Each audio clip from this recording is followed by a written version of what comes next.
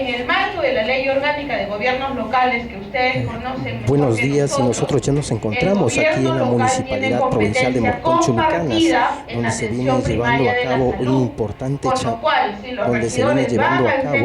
importante taller denominado Primera Cumbre Municipal y Encuentro Regional de Regidores. Hemos podido apreciar que están diferentes regidores tanto de la Municipalidad Provincial de Morpón Chulucanas, así también hemos podido apreciar regidores de las diferentes comunas distritales de la provincia de Morpón Chulucanas. En este importante evento hay varios ponentes, dentro de ellos estuvo también el representante de la Contraloría General de la República. Asimismo, cabe recalcar que cuando hubo la ponencia del Contralor o del representante de la Contraloría General de la República, estuvo participando con diferentes preguntas nuestro alcalde de la provincia de Morpón Chulucanas. Como hemos podido apreciar, también diferentes regidores vienen participando con diferentes preguntas aquí en este importante evento de la primera cumbre de regidores que se lleva a cabo aquí en la provincia de Morpón Chulucanas. Y vamos a ver las intervenciones de nuestros regidores de la provincia de Morpón Chulucanas, que ellos están participando aquí en esta primera cumbre regional.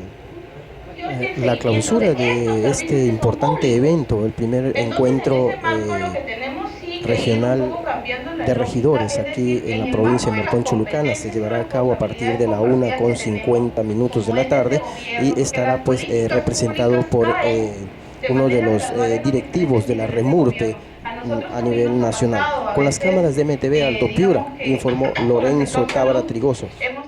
Cierro mi participación agradeciéndoles la posibilidad que me han dado de expresar temas muy específicos, puntuales del diario Trajinal que tienen todos ustedes para responderla a todos ustedes, no sin antes agradecerles nuevamente por la posibilidad de haberme escuchado.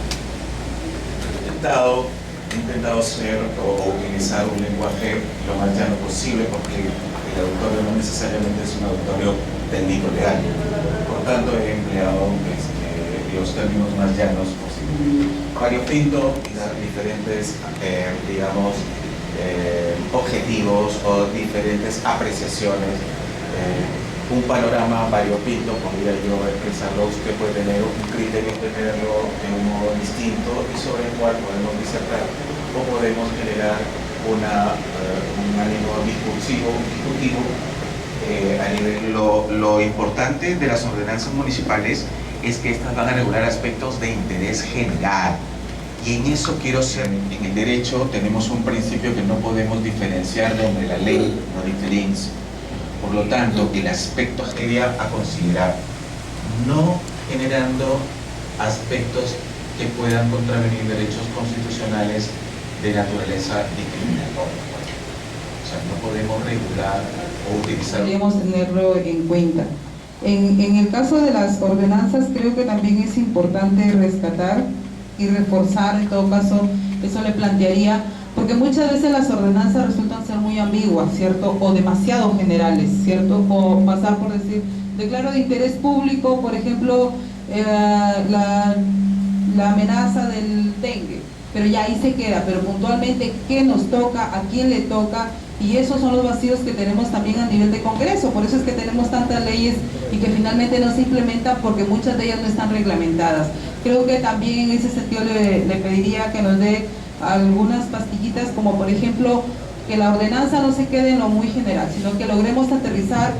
Incluso las ordenanzas, usted lo ha dicho, las ordenanzas son un mandato de ley, como una ley en el territorio que tiene que cumplirse. Entonces, dada una ordenanza, tiene que haber en la misma ordenanza de repente un artículo donde diga cada qué tiempo se va a rendir cuentas al Consejo, cómo vamos a informar, porque nuestra labor es fiscalizadora, porque muchas veces se aprueban las ordenanzas, pero ahí quedan como un saludo a la bandera. Y la idea es que esas decisiones se ejecuten y que también vayamos evaluando. Usted lo ha dicho también, en el tema de derecho no todo está dicho, hay cosas que necesitamos ir mejorando como un proceso de mejora continua en la gestión pública. Le doy, es más, un tema que lo acabo de ver en la ordenanza emitida por este gobierno, por esta municipalidad, perdón, y declaró lo que usted plantea, ¿no? Pues de interés y de necesidad pública La denominación de un área de conservación ambiental específica quedó la ordenanza, esta fue promovida, se aprobó, pero quedó allí. Y justamente los contenidos en este tipo de ordenanzas, digamos, ampulosamente planteados para que utilicemos la ley, por ejemplo, de contrataciones y adquisiciones del Estado para llevar y generar exoneraciones de proceso de selección cuando utilizamos estos términos tan ampulosos. Por eso es importante. La presentación está asociada al tema básicamente de las funciones y competencias que tienen los señores regidores. Fundamentalmente un regidor, se los adelanto, tiene una función básica del regidor, ¿no? Porque ellos son los encargados de fiscalizar y de hacer y de coadyuvar a que haya una correcta gestión en las entidades ediles, ¿no? Entonces, básicamente vamos a hacer un rápido repaso de cuáles son las atribuciones. Tienen el derecho de emitir un voto singular y decir por qué no estoy de acuerdo. Y de esa misma manera, también tienen el derecho de cuando se tome un acuerdo, se tengan los documentos de los órganos de asesoría, de apoyo, para que ustedes sepan qué están haciendo. Señores, en la experiencia que tenemos, a veces un especialista en educación, un docente, un profesor, firma una resolución aprobando un expediente técnico. Yo me hago la pregunta, o sea, ¿él conoce realmente? Entonces, ahí viene un tema, y discúlpenme que me salga un momentito de la exposición, porque creo que eso es importante para ustedes. Hay un principio que se llama el principio de necesarias. Para ese acuerdo, ustedes están cometiendo un error. Las decisiones que ustedes tomen deben estar debidamente sustentadas, y sustentadas por los órganos técnicos. Porque el ejemplo que les acabo de poner hace un momento, ¿qué pasa si ese expediente técnico está mal? Yo me hago una pregunta, ¿quién lo aprobó? Porque en control nosotros nos hacemos esa pregunta, ¿quién aprobó ese expediente técnico? El alcalde. Y contó con el voto mayoritario de los señores integrantes del consejo. Y el expediente técnico está mal hecho, y ese expediente técnico genera un perjuicio a la entidad. La pregunta se cae madura, ¿quién es el responsable? Pero ¿dónde opera el principio de confianza? El principio de confianza opera si ustedes han estado premunidos, si ustedes han tenido los documentos necesarios que les van a dar a ustedes el sustento de su decisión. Entonces, si en ese mismo ejemplo yo tengo el informe de mi gerente de infraestructura, de mi subgerente de obras, que me dice que el expediente está bien, ya no es responsabilidad de ustedes. Pero si toman la decisión sin tener esos documentos, ahí la responsabilidad la asumen ustedes. Entonces, tengamos cuidado con eso. Y el principio de confianza es un factor que se utiliza para determinar responsabilidades. ¿Ok? Entonces, tengan siempre presente eso. Exijan las opiniones. Si es un tema legal, pues hay un asesor jurídico. Si es un tema presupuestal, hay un jefe de presupuesto. Y ellos son los que tienen que dar la opinión. Igual, como dije hace un momento, si ustedes desean, pueden emitir un voto singular en los acuerdos que se tomen como miembros del Consejo. ¿Ok? No hay ningún problema. Para irnos con la idea más clara. Por supuesto. Entiendo yo, por decir, del área de infraestructura viene un expediente con el visto bueno de los responsables, viene al pleno. Nosotros con esa confianza lo aprobamos. El pleno lo aprueba. Así es. Entonces, la responsabilidad, suponiendo que después, de repente, Contraloría encuentra algo en ese expediente, ya no es responsabilidad del pleno, sino de los funcionarios responsables de haber elaborado ese expediente. Es correcto. Ok, Es correcto. Sí. Ahora, su pregunta, y bueno, yo sé que normalmente en las exposiciones primero se hace la exposición, luego viene la rueda, pero eso es lo importante y eso es lo que me da a mí la legitimidad de representar a un grupo de pobladores y ciudadanos. Perfecto. Yo tengo una especialidad, o no la puedo tener, porque a mí la ley no me obliga a tener un título para acceder a un cargo público, bueno, en este caso un cargo público de elección popular. Hasta ahí está claro. Entonces, si yo no tengo la especialidad, por eso le decía, uno tiene que consultar a los técnicos, que son los que dan el sustento. Solamente hay, le voy a poner un ejemplo. ¿Qué pasa si a través de un acuerdo se decide vender la plaza de armas? Con todo respeto, yo no necesito ser abogado, no necesito ser especialista en contrataciones para saber que yo no puedo vender un bien público. ¿Ok? Entonces, yo no puedo decir, no, es que el asesor legal me dijo que sí estaba bien. No, pues, criterio común, sentido común.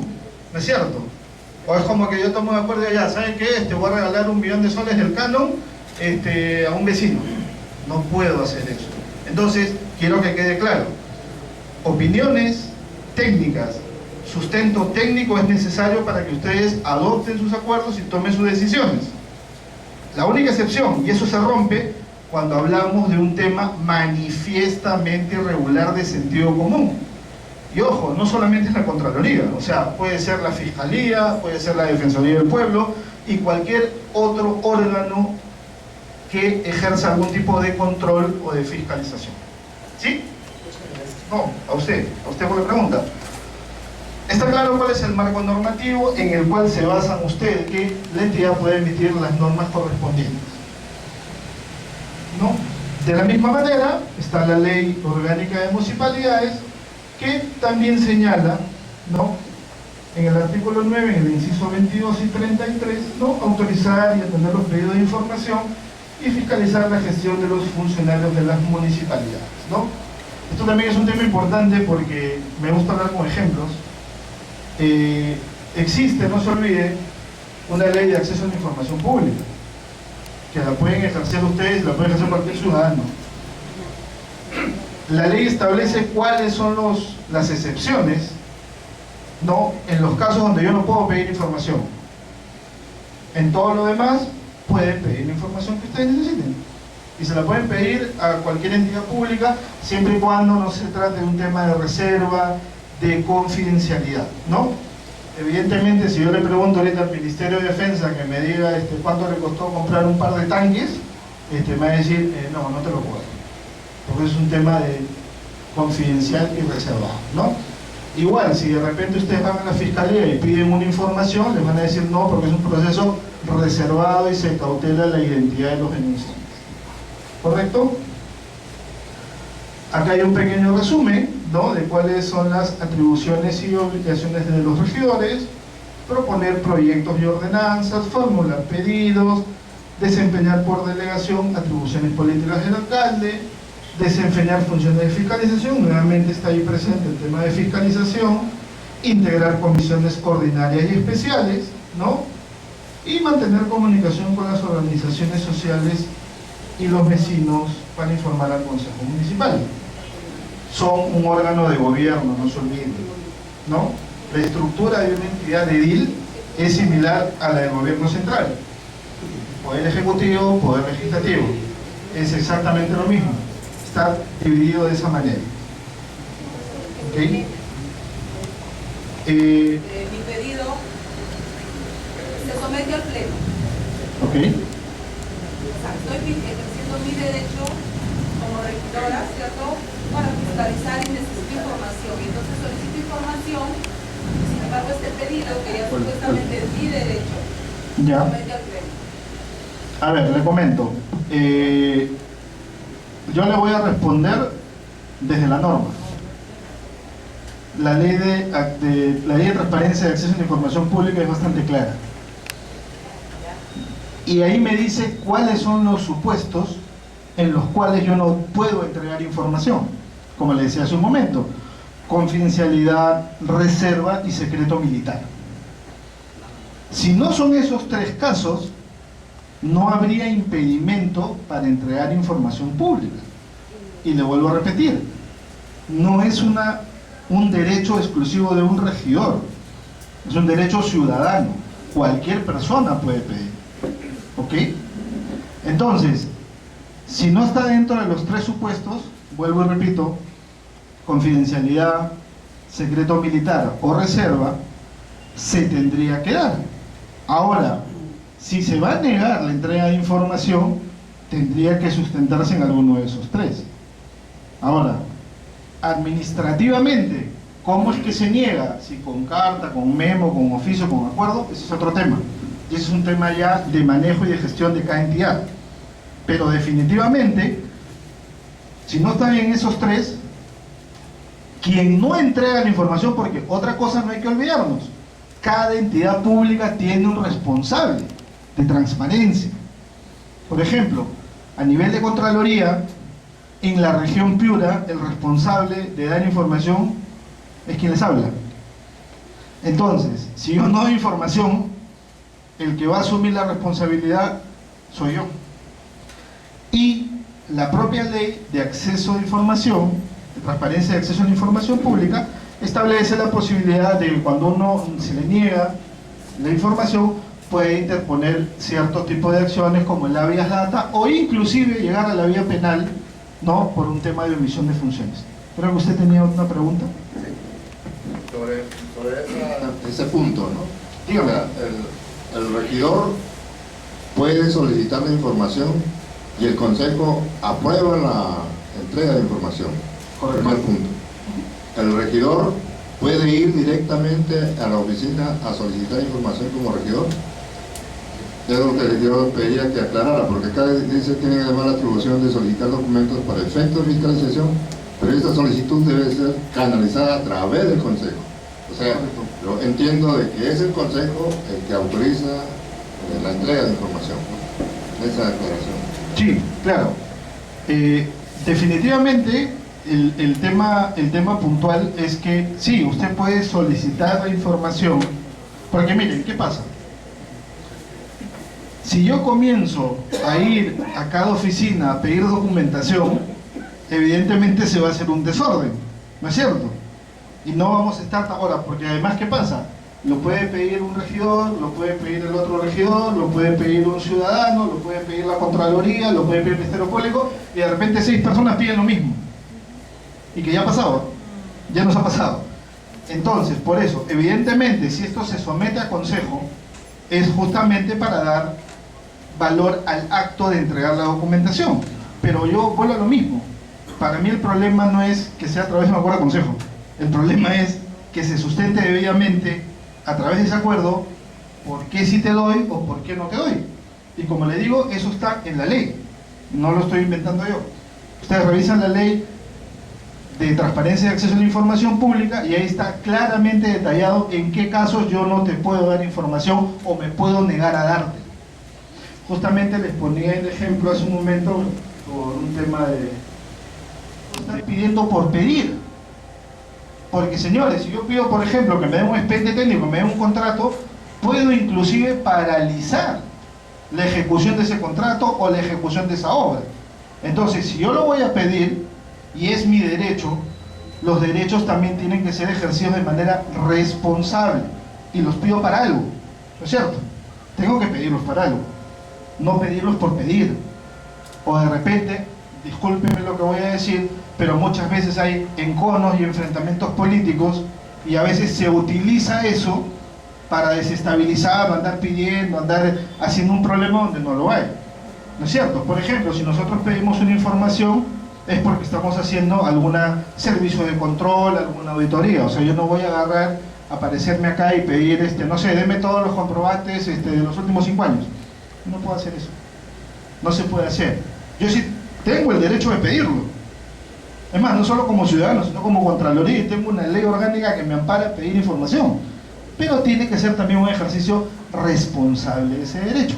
Porque si comenzamos a ejercer un derecho de manera no responsable, ese derecho se tergiversa, ese derecho cae en un vacío.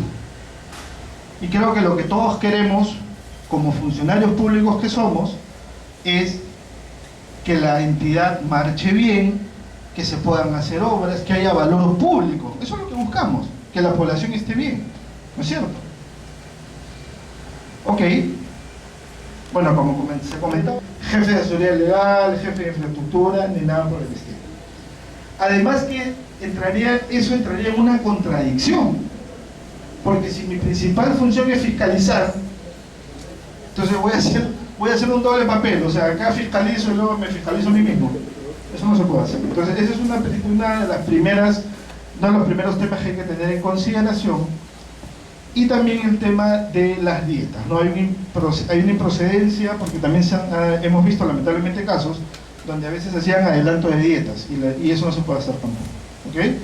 La dieta se paga por sesión efectuada, ¿no? Porque a veces en algunos municipios lamentablemente hacen una proyección y se pagan por adelantado. Entonces tengamos cuidado con eso, ¿ok? Sí, a veces parece increíble, pero lamentablemente pasa, ¿no? El tema es sobre las dietas. Sí.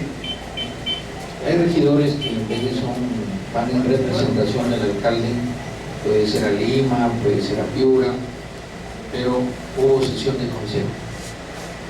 Entonces fueron delegados por el alcalde y no llegaron a la sesión de consejo.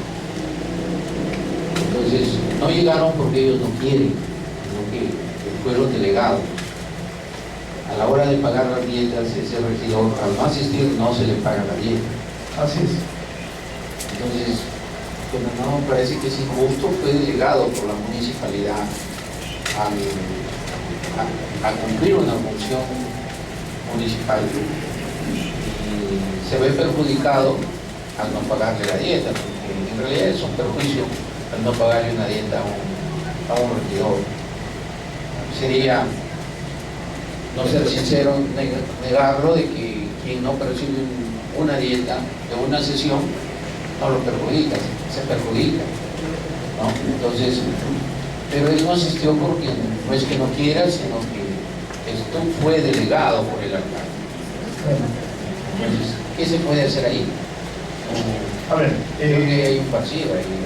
Sí, yo coincido con usted, señor alcalde, en el siguiente sentido. Lamentablemente nosotros somos funcionarios públicos y una regla fundamental del funcionario público es el principio de legalidad. Y el principio de legalidad nos dice a nosotros que nosotros solo podemos hacer lo que está establecido en la ley, nada más. Entonces, lamentablemente lo que indica la ley es que yo te pago la dieta por cada sesión ordinaria o extraordinaria que tú ejerzas y tú asistas. Si por algún motivos, por una delegación, por un accidente, por un impedimento, por un caso fortuito de fuerza mayor, tú no pudiste asistir, lamentablemente no te corresponde el pago. Ahora bien, lo que usted menciona, yo creo que sí sería interesante tal vez generar una consulta, por ejemplo al MEF, y que nos aclare la duda, porque creo que para eso están las instituciones, ¿no?, que pueden absolvernos esa duda y también se puede actuar sin ningún problema. Adicionalmente, pues, los órganos de asesoría para eso están, o sea, no solamente a nivel de la entidad municipal, sino también a nivel central, ¿no? Si yo tengo una duda sobre una contratación, esté el OCE. Si ustedes tienen una duda en temas de control gubernamental, estamos nosotros. Si yo tengo una duda en temas de manejo de gasto público, está el MEF, diferentes unidades orgánicas, ¿no? Sí. ¿Tenía otra pregunta? Una más. Sí, por favor. Uno cuando es alcalde se presentan cosas de costumbres de un pueblo, ¿no?, que no están normados, y habría que mirar esto, ¿no?, los órganos de control. Bueno, la ley de municipalidad es una ley que cada vez ya los municipios pierden autonomía. Eso no es nuevo para nosotros. A ver, en un caso, este municipio, yo vengo de un municipio que tenía un ómnibus y acá hay un ómnibus también. ¿Ya? Lo piden los alumnos, lo piden los agricultores, los ronderos, o que murió un ciudadano en un lugar muy lejos, donde hay costumbres tradicionales, propios de un pueblo en la zona rural. Donde a mi modo de entender, el Estado debe hacer presencia, ¿no? Debe hacer presencia. Entonces, me ha pasado un caso a mí acá, que murió un pariente mío, en un lugar muy lejano. Y en ese pueblo son caseríos, población muy dispersa, aquí murió el ciudadano y la población está a 10 kilómetros, 15 kilómetros, muy dispersa. Y por costumbre tienen que acompañan al sepelio. Y el cementerio queda a 25 o 30 kilómetros, donde a pie no se puede caminar, solamente en carro. Pero yo como familiar estoy aquí, asumo mis gastos, todo para trasladar mi familiar al cementerio. Yo no me puedo imaginar que de aquí a 20, 25 kilómetros hayan 20, 30, 50 ciudadanos que pidan una movilidad a alguna institución pública que les brinde el apoyo, ¿no? Y entonces algún funcionario lo brindó. Entonces, pero no fue pedido por los familiares de ese paciente, fue pedido por algún vecino que queda 10, 15. Son realidades que a la hora de tomar una decisión se deben tomar en cuenta. Entonces el familiar está muy ajeno, desconoce lo que otros pueden hacer gestión, ¿no? Pero muchas veces se sanciona al funcionario sin siquiera ser de su conocimiento, ¿no? Y ver estos temas que se presentan en la sierra, en la zona rural, en lugares muy lejanos, ¿no? Donde el Estado de una u otra manera hace presencia. Y esas costumbres tradicionales es bien difícil romperlas, porque eso ayuda a la convivencia de los pueblos. Y el municipio no puede ser ajeno a eso. Porque si el Estado se limita solamente a la construcción de la obra, ¿no? Se limita a ver estos temas y se aleja, se aparta de ese tipo de costumbres que generan convivencia, unión en los pueblos, ¿no? Y está demostrado que donde se pierde la unión, la solidaridad, se meten otros males, ¿no? Donde no hay solidaridad, compañerismo, identidad, unión, se va rompiendo, prospera la indiferencia, y el Estado como gobiernos locales, que son los que le dan la cara al pueblo, no puede ser sancionado porque se dio una movilidad para temas de solidaridad. Entonces, en esas zonas aún son casos muy aferrados a la identidad, a la solidaridad, lo cual el Estado debe cultivarlos, más bien no sancionar, para que el Estado haga presencia en esos lugares. Entonces, esas cosas creo que la Contraloría debe observar bien, y todos los órganos de control, porque el día que el Estado se recoja solamente a ver la construcción del aula, de la pista, del puente, del camino, hay otros temas muy, más que todo en la unión, solidaridad, el compañerismo, que es, en la medida que vayamos dejando eso, se está sembrando, al contrario, la violencia, la inseguridad. El Estado no puede, para mí modesto entender, ¿no? Alejarse de esos temas. Sí, le respondo el tema. Sobre ese caso, bueno, sí, definitivamente, inclusive nosotros a nivel de Contraloría hemos recibido esa documentación y por ende, al ser un caso que hemos recibido, yo en este momento no podría decir si sí o si no, si está bien o está mal, pero no le voy a dejar de responder la pregunta. Definitivamente la costumbre está reconocida, es más, dentro de las fuentes del derecho se reconoce el derecho, lo que se denomina el derecho consuetudinario, o sea, se reconoce el derecho de la costumbre. Ahora, yo le voy a poner un ejemplo, y a todos ustedes, un ejemplo que puso el mismo señor Contralor, Nelson Schack, en un evento no hace mucho tiempo. A él le hicieron una consulta sobre los casos de nepotismo, correcto, sobre los casos de nepotismo.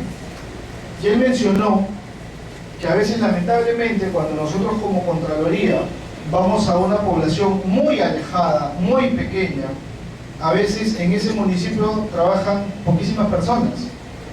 Y como es una población muy pequeña, de repente solamente son 4 o 5 familias. Entonces, lamentablemente, van a incurrir en nepotismo porque todos son familias.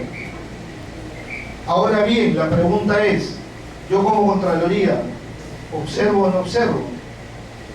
Lamentablemente tengo que observar igual. ¿Por qué? Porque yo lo que verifico es cumplimiento de norma. Entonces yo, por ejemplo, ahí, si yo como auditor no observo eso, el que está cometiendo la irregularidad soy yo. Entonces lo que se debe hacer quizás es sí cambiar las normas, tal vez hacerlas más flexibles, tal vez ver estas excepcionalidades que se pueden presentar. Ahora bien, lo que también se tiene que hacer, y es función de ustedes, es en algunos casos donde hayan vacíos, normarlo. Porque si, por ejemplo, yo voy a hacer uso de un bien municipal, pues si lo tengo normado y lo tengo reglamentado, voy a tener menos problemas. Pero si no lo tengo de esa manera, yo voy a poder incurrir en algún problema, en alguna irregularidad, o tal vez en algún tipo de denuncia. Entonces, acá hay que separar las cosas. Vuelvo y repito. Lamentablemente, nosotros somos funcionarios públicos y nos regimos por el principio de legalidad. Y al ser el principio de legalidad, el ABC de un funcionario, el funcionario tiene que cumplir la norma. A veces hay normas que no nos gustan, a veces hay normas con las que no estamos de acuerdo. Pero un mecanismo importante, y lo mencioné hace un momento, es que cuando nosotros tengamos dudas, consultemos. Consultemos. Yo puedo tener una opinión sobre una contratación. Yo puedo pensar que esa contratación está mal desde mi criterio y mi punto de vista. Pero usted lo sabe. Yo prefiero consultar a la OCE. Aún siendo nosotros Contraloría, muchas veces consultamos a la OCE. Porque él es el ente técnico rector. Porque si yo tengo una duda también sobre gasto público, cuando nosotros hacemos auditorías, yo le consulto al MEF. Porque el ente técnico rector te puede dar la salida. Y si tú tienes esa salida, ese documento que te dice que esto está bien o que lo puedes hacer, tienes el respaldo para tomar las decisiones. Yo coincido plenamente con usted que, sobre todo a veces en zonas alejadas, hay costumbres, hay cosas que se van repitiendo en el tiempo y es algo que no se puede cambiar. Si ustedes recuerdan, no hace mucho, la consulta previa no existía. ¿No es cierto? El Estado iba y tomaba acción sobre tierras porque se entendía que los recursos naturales eran del Estado. Ahora eso ya cambió, ya evolucionó. Y ahora tenemos que yo, para trabajar ciertos recursos naturales, necesito la aprobación y la autorización de los pobladores que ahí están y a los que se les va a afectar. Entonces sí se puede cambiar, sí se cambia. Yo creo que estos eventos son para plantear a futuro este tipo de cosas. Por supuesto. Hay cosas que se tienen que sancionar, hay cosas que el gobierno local con la autonomía, el alcalde electo y sus 11 funcionarios deben gobernar el lugar que se le asigna por la población. Yo creo que es algo que se está perdiendo. Los municipios deben gobernar y usar un ómnibus, lógicamente con su reglamento, o contratar un personal.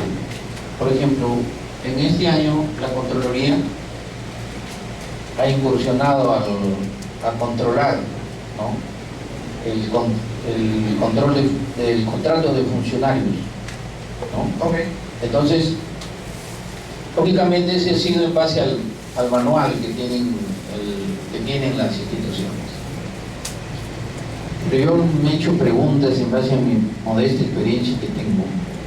O sea, yo ya siento que no tengo la facultad ni siquiera de contratar a mi funcionario. Y yo lo que, por el amor de Dios, yo lo que quisiera hacer es contratar a mis funcionarios de mi jurisdicción, donde yo he sido electo, porque eso trae una enorme ventaja, desarrollo económico, generar empleo en mi jurisdicción. Pero, y más hoy, de que mi funcionario debe tener título profesional, porque la ley dice que para ejercer la carrera pública debe tener el título profesional y la colegiatura. Pero si ya, bueno, esa no es culpa de ustedes, se pone un cargo, se pone 10 años de experiencia, 5 en manejo del personal, entonces ya no se puede contratar a cualquier funcionario, hay que traer de Trujillo, de Piura, de Lima, ¿no? Y yo voy en el caso de que la facultad de contratar a un profesional es la confianza ¿no? Porque eso está llevando inclusive a contratar personas que uno ni conoce, solamente gracias al currículum. Entonces lo que yo defiendo y defenderé es que el alcalde debe tener la autonomía para contratar a sus funcionarios, que no debe estar del hecho de que hay autoridades que han hecho malas cosas, uno no tiene por qué pagar esas cosas que otros hacen mal. Entonces, aquí sí hay mucho que hablar en este tema, ¿no? Entonces, esa facultad, esa atribución del alcalde de contratar a sus funcionarios, el día que realmente promovamos el empleo de la jurisdicción de cada uno, las cosas van a ir mejorando, porque a veces uno tiene que traer de afuera profesionales y que más los sueldos, muchas veces no quieren ni venir por el sueldo, que no son tan buenos, ¿no? El sueldo es lo primero que mide el buen profesional, mide el sueldo. Entonces, ¿para qué traer de otros sitios si acá tenemos? Pero ese mundo, según los especialistas, porque no conozco bien el tema, no se puede cambiar con un acuerdo de consejo. Creo que el consejo debe gobernar, debe su documentación, debe adecuarla en función a su realidad. Pues acá no puede trabajar un bachiller, ¿no? Y si lo ponemos, viene la sanción de la Contraloría. Entonces yo quiero ver una Contraloría fiscalizando los recursos públicos, sancionando a quien comete irregularidades. Yo no quisiera realmente ver una Contraloría, a ver a quién es contratado. Esas son funciones inherentes, lo dice la ley de municipalidades, ¿no? Son funciones del alcalde, porque si no vamos a tener funciones ni para contratar, ya la verdad sentimos que no gobernamos el pueblo, ¿no? Ya más bien cada año se va perdiendo y perdiendo. Ya la ley de municipalidades, a mi entender, es una ley ya desactualizada, una ley que realmente es pisoteada por todo el mundo. Entonces, en ese sentido yo sí digo cosas reales, y de esas hay a montones. Pues, se me conoce, yo he sido alcalde de mi distrito, de La Matanza, y de esto tengo muchísimo que hablar, que en realidad no hay tiempo, ¿no? Pero todo esto habría que verlo en instancia.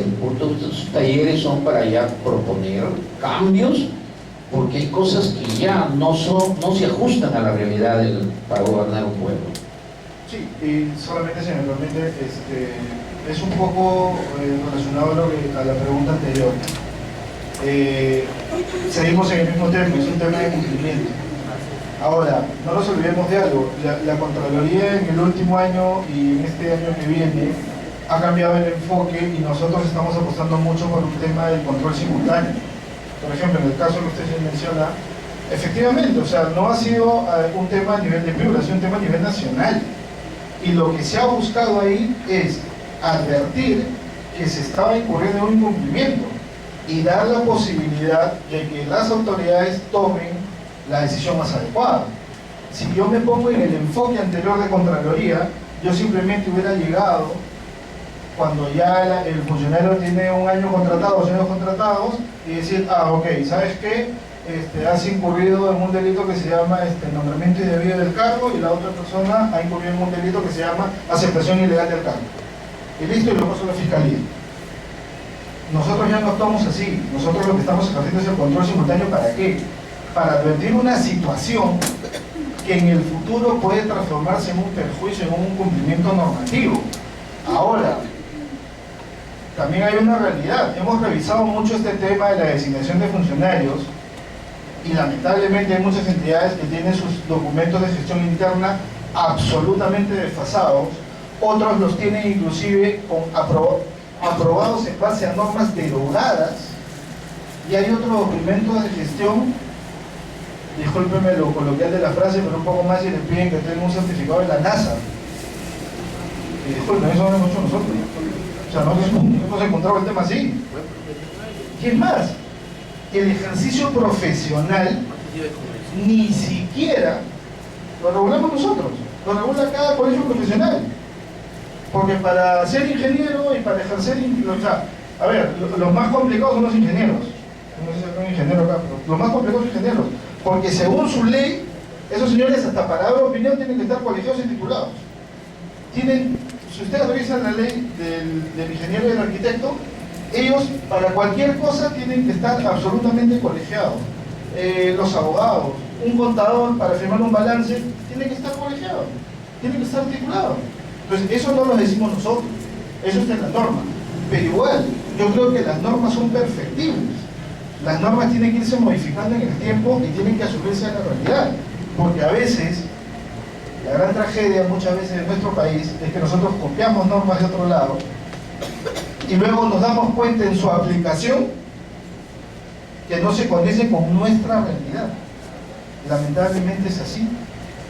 Es así. Entonces, claro, es un momento importante. Yo saludo la espalda del señor alcalde, que estos espacios pues pueden dar un pie, un inicio, de repente pues para plantear ante las instancias pertinentes que esto pueda irse cambiando de a pocos, ¿no?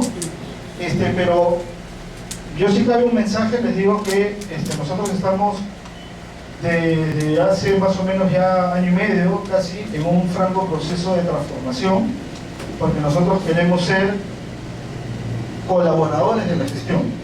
O sea, lo que se haya que sancionar, cuando haya algo que está mal, se tiene que sancionar. ¿No es cierto? Es así. Porque hay, lamentablemente, como hay buenos funcionarios, buenas autoridades, también hay de nosotros. Pero también colaborar con las buenas autoridades. Y justamente estos temas de intervenir en un momento y decir, oye, mira, hay esta situación, o sea, lo hacemos porque queremos mejorar de alguna manera. Una de las cosas que siempre le criticaron a la Contraloría es que la Contraloría llegaba después que el muerto ya estaba enterrado. Cuando ya no había nada que hacer, no había solución. Un poco más dicen, ya para qué vienen. Ahora cuando intervenimos antes, ahora algunos nos dicen, oye, qué pesados, esto es la Contraloría, se meten en todo. Pero preferimos apostar un poco por el tema de hacer una intervención oportuna. Y además que hay un tema.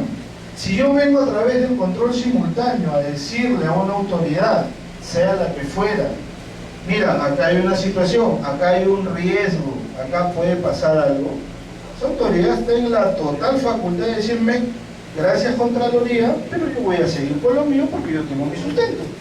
Y no hay ningún problema. Yo simplemente cumplo con mi función de advertir, de avisar, de tratar de colaborar con la gestión. Ya dependerá de cada gestión evaluar lo que le decimos y ver si toman o no toman lo que les mencionamos, ¿no? Una última, sí, claro. Estamos casi a 11 meses y medio que hubo una transferencia, donde por primera vez la Contraloría participaba activamente y me parece muy bien. Yo creo que esos resultados de las transferencias, cuando al menos empecemos en la región Piura, informándole a la población cuál ha sido la real, el resultado, la evaluación que ustedes han hecho de las transferencias. Porque transferencias hay de un tipo A, B, C, D y con diversos resultados. Como hay resultados catastróficos, también hay resultados que a mi modo de entender son exitosos y la población debe saberlo. La información la manejan ustedes porque hay resúmenes, ¿no? Y la población escucha al alcalde que entra, dice un dato. El que salió dice que no, que es mentira. La autoridad en este caso, para dar cuál es el resultado real, para mí es la Contraloría. Y creo que sería muy motivador para los alcaldes que manejaron bien una institución. Y que ustedes lo digan. Y quien lo hizo mal, el pueblo también debe saber, para que los próximos alcaldes tengan mucho cuidado, ¿no? Si la Contraloría va a publicar los datos de cuántos millones dejó un alcalde y hay otro que dejó por ahí 1.000 soles, 2.000 soles, yo creo que es injusto que la población no lo sepa, porque acá, bueno, aún no maduramos bien los políticos. En veces no damos los datos reales. Nosotros decimos, yo digo uno y el otro dice el otro. Entonces el pueblo, ¿a quién le cree? Debe haber un ente intermediario que diga, señores, después de 4 o 5 de un año, No debe ser inmediato porque la parte administrativa, la burocracia es grande. Yo creo que el resultado de esas transferencias debe saberlo la población, y no lo debo decir yo, ni el que entra ni el que sale. Debe ser un organismo independiente como ustedes. Yo sí creo, por Dios mío, de que la población debe saber, porque uno dice una cosa, el otro dice otra cosa. Creo que la Contraloría es la llamada a decir cuál fue la real situación de tal o tal gestión. Sí, coincido plenamente con lo que usted señala, porque creo que la parte de la transparencia que deben tener todas las instituciones públicas, no solo resaltar lo malo, sino también resaltar lo bueno, porque creo que hay muchas autoridades, muchos alcaldes, muchos gobernadores regionales a nivel nacional que creo que sí se merecen eso. Yo estoy tomando nota de lo que usted me indica y eso va a ser trasladado pues, a la instancia pertinente para hacer esta sugerencia de parte suya y que esto se pueda transparentar. Yo creo que ya me pasé el tiempo bastante y solamente quiero concluir esto de aquí. Bueno, lo que ya había mencionado de la improcedencia del adelanto de grietas, que es por un ejercicio efectivo de cada sesión, y que evidentemente no puede haber un adelanto sobre el particular. Bueno, solamente con un mensaje final, de verdad agradecerles mucho la invitación que se me ha cursado. Nosotros estamos llanos y dispuestos a venir cuando se nos solicite. Igual cualquiera de ustedes nos puede visitar, podemos coordinar, porque insisto, lo que nosotros queremos es que el recurso público se use bien, al igual que ustedes. Nosotros queremos que hayan obras que tengan valor público, que el recurso que es escaso, ¿no?, sea bien utilizado y sea utilizado en favor de la población, que es lo que nos más interesa. Si nosotros podemos ayudar a eso, bienvenido sea. No, insisto, y quiero que quede claro, esa careta que teníamos en Contraloría de ser policías, perseguidores, eso no es así. Nosotros vamos a ir atrás del mal funcionario, del que realmente deba ser sancionado y castigado, pero también vamos a apoyar al buen funcionario desde nuestra competencia y lo que nosotros podamos hacer. Entonces yo nuevamente les agradezco mucho por la atención y quedo a su disposición en cualquier momento. Gracias.